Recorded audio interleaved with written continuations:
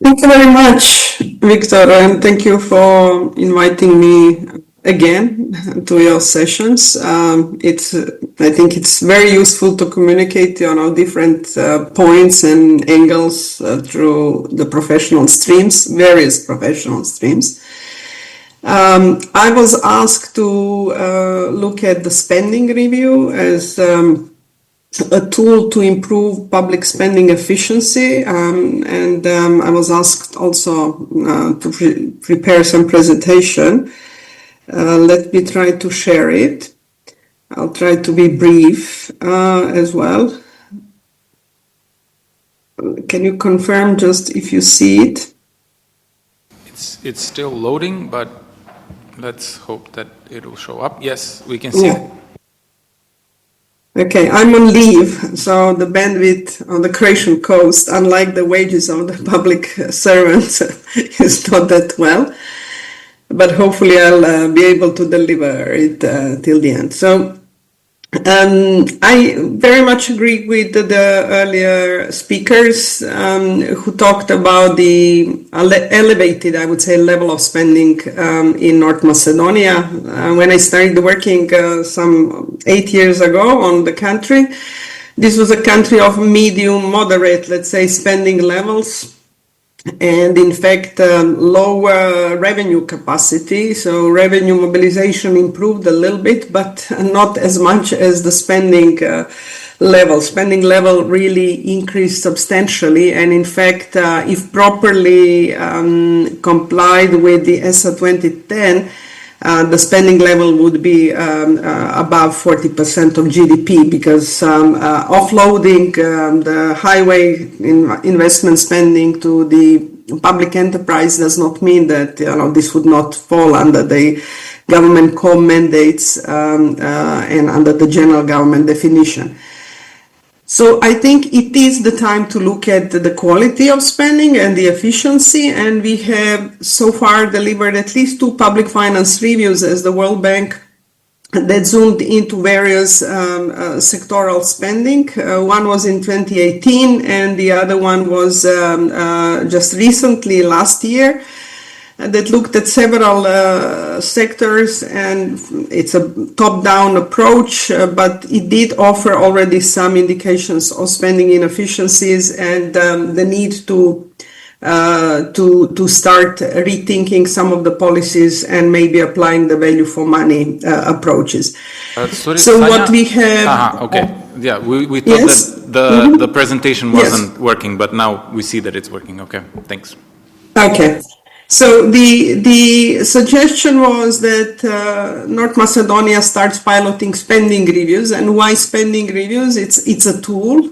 It's not the panacea, right? It's a tool that could help the policymakers to, on one side, analyze the government expenditures, but then also better link them to the budget and strategic processes. We also, as a World Bank Group, define it as a process to identify and propose reductions or reallocations based on the scrutinized public spending, baseline spending. This is not the clean start as some governments are doing. It's really a permanent process of reviewing spending proposals and ongoing spending. And inevitably, this process leads to reprioritization of spending. Currently, it's already used by 3/4 of OECD countries.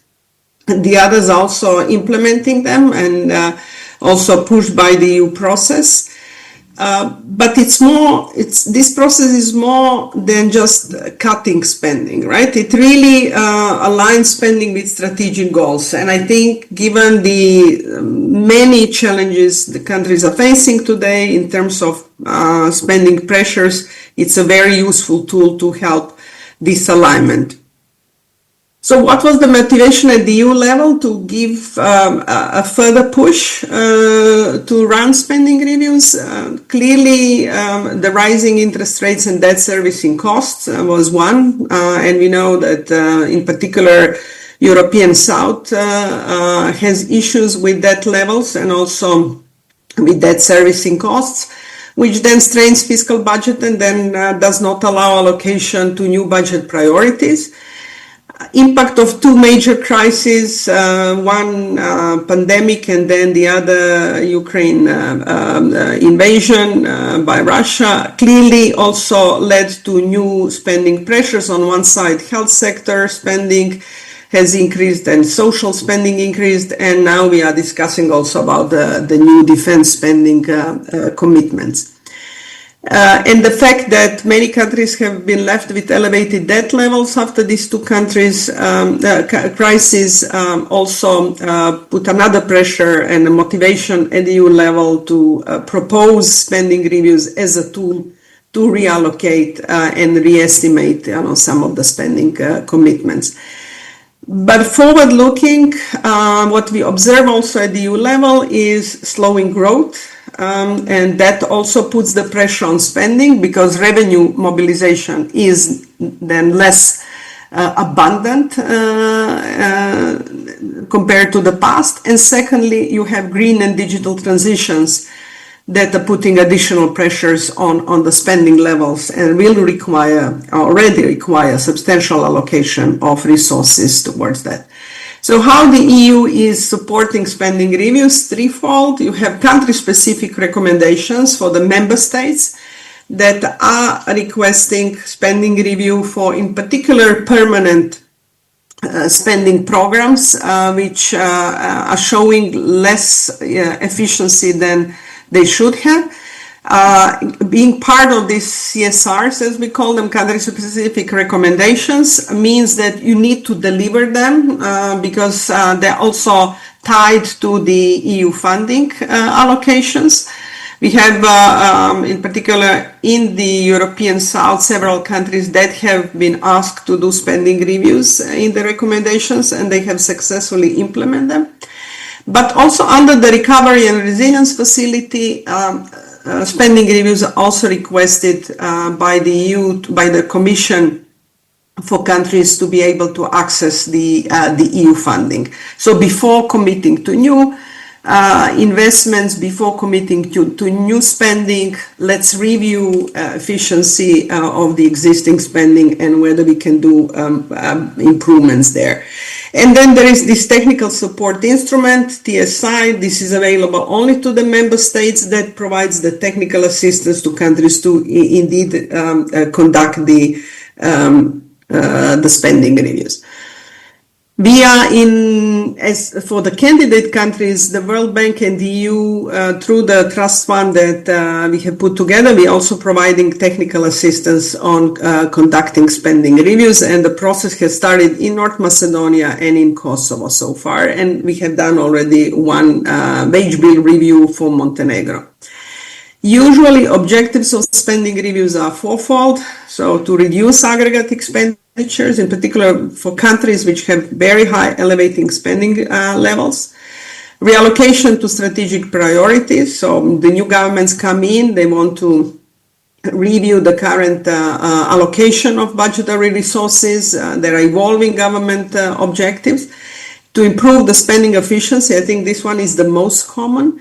And also, I would say the objective is also to build the capacity within the administration, and not only in the Ministry of Finance, which usually hosts these spending review units, but also across the line ministries. You should not really run this process without line ministries. The state audit office is also extremely useful counterpart in that, given that they do conduct performance audits, and there are some similarities but also differences between these two processes. Usually we distinguish spending reviews between two types, comprehensive as well as targeted spending reviews. Comprehensive spending reviews means that you need really to have very strong capacity in the administration to be able to usually 4 to 5 years, do a thorough review of all the spending programs. And this usually comes with certain push, for major fiscal consolidation or, strategic reset. When it comes to targeted spending reviews, this is more common across EU countries. Many countries are performing this for several decades, Netherlands being one example.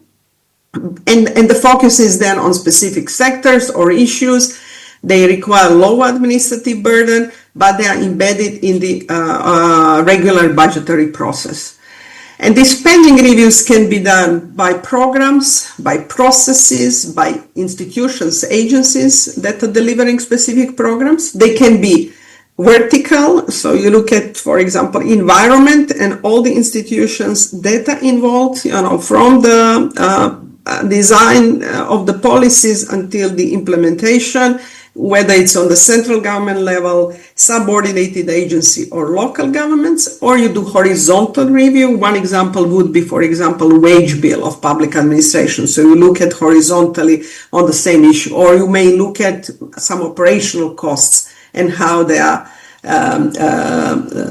run across the administration. The key point I want to stress here is that you would not do the spending review unless this is embedded in the budgetary process. So doing it for the sake of reviewing it, I would not say it's not useful. It is useful because you start a dialogue, but having a commitment, political commitment, that once the review's results are presented, there will be a follow-up implementation is extremely important.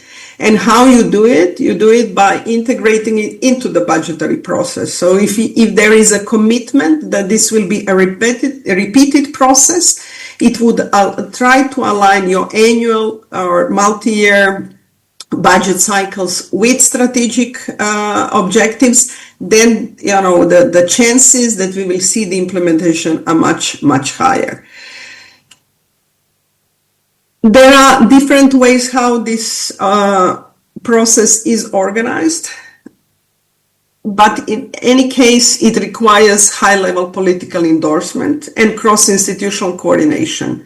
So whether it's a bottom-up approach or top-down approach or a hybrid, it requires these two prior conditions, that there is a cabinet-level agreement that the implementation will follow, and that there is a cross-institutional coordination. Why this high-level political endorsement is needed? Because somebody said earlier in the previous panel, there is a risk of resistance from ministries that will be losing through the process, and you want to have this political endorsement set up a priori to the process. So what we have proposed for the governance structure for North Macedonia, we have earlier this year submitted proposed operational institutional guidelines to the Ministry of Finance for their consideration before the process is endorsed at the cabinet level and then piloted. Namely, year and a half ago, the Ministry of Finance established a spending review unit within the budget directorate. And this unit is still not fully staffed, but it is a kind of a nucleus for supporting the process. And maybe nucleus of the future spending review secretariat. So we have proposed the following: that the political decision making, there should be a government endorsement, and then ministerial steering committee established depending on the spending areas selected by the government. Based on these selected areas, there will be working groups for each of the spending area, and the support will be provided by the Secretariat or by the Spending Review Unit. Working groups are those which are conducting the analysis, collect contributions, propose reform options. They prepare the spending review reports.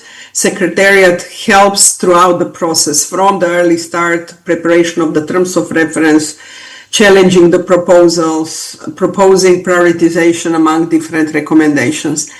At any point of time, these working groups will need to also reach out to other government agencies, maybe data providers, public service providers, but also they can envision reaching out for external contributions, and this could be from independent bodies. In some countries like Spain, in fact, the spending review is done by the fiscal council, but the capacity of their fiscal council is quite broad. In the presentation itself, which will be made available to all of you, we're also proposing the roles for each of the level, and I just want to emphasize one, and this is that the process starts and ends with the cabinet level, with the government endorsement. So the government adopts the decision to launch the spending review, and this decision already contains the spending review areas, terms of reference with objectives, targets, and timelines. It appoints the ministerial steering committee, gives a mandate to the Minister of Finance for the spending review, decides on the saving target or reallocation. At the end, it adopts the reports, makes the final decision and reallocation options. And throughout, and this is the body that communicates publicly the results. So without further ado, I'm open for any questions or comments here online. Thank you.